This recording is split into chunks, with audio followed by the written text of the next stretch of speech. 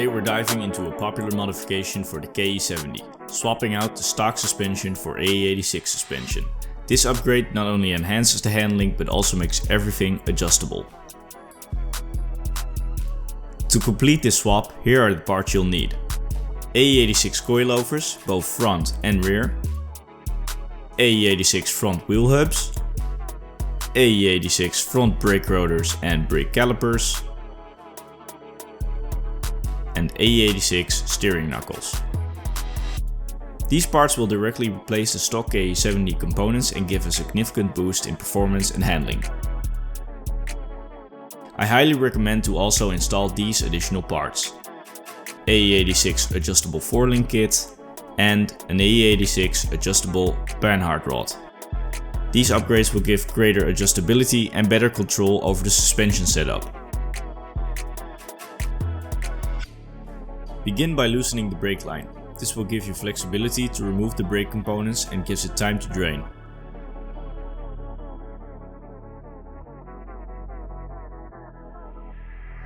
Next, take out the cotter pin from the tie rod end and remove the bolt. Once that's out, you can separate the steering knuckle and the tie rod end.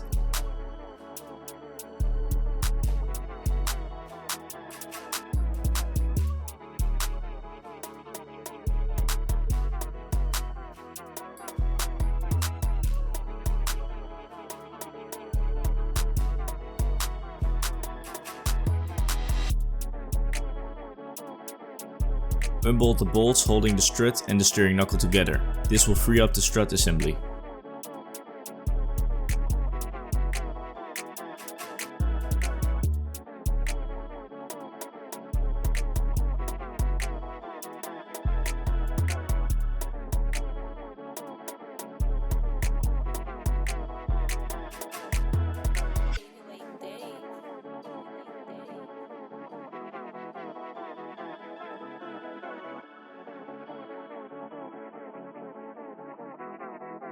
With the bolts and brake line loosened, you can now completely remove the brake line and take out the entire strut assembly.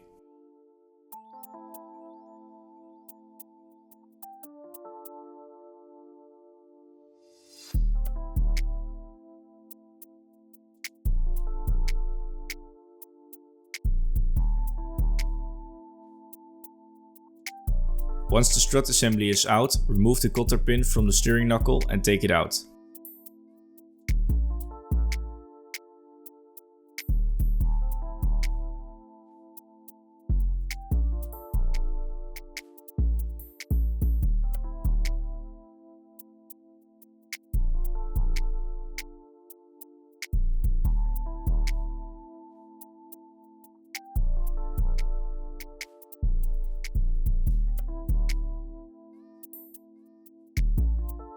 Since the AE86 top mount holes don't align perfectly with the KE70, you'll need to drill out one of the top mount bolt holes, so you can fit the new top mount.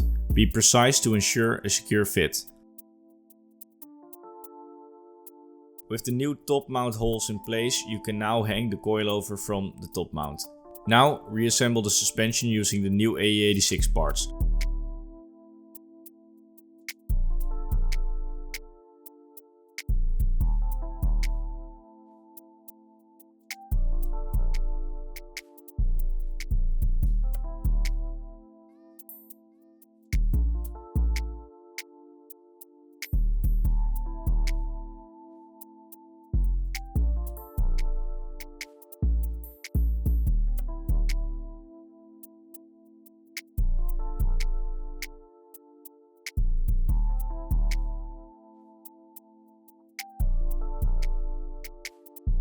For the rear, we start by removing the shock absorber and spring. Use a wrench to unbolt the shock absorber from the mounting points. Once it's free, you can easily take out the spring.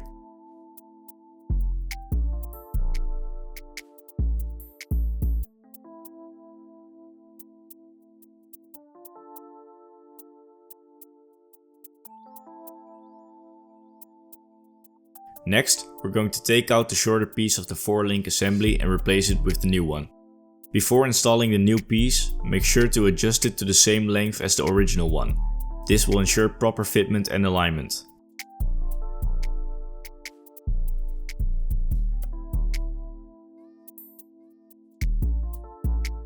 With that done, we can now install the new spring and shock absorber.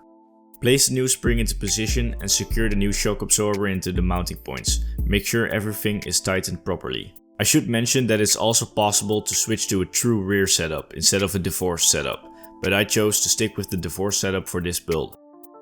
Now, all you have to do is remove the old panhard rod and install the adjustable one.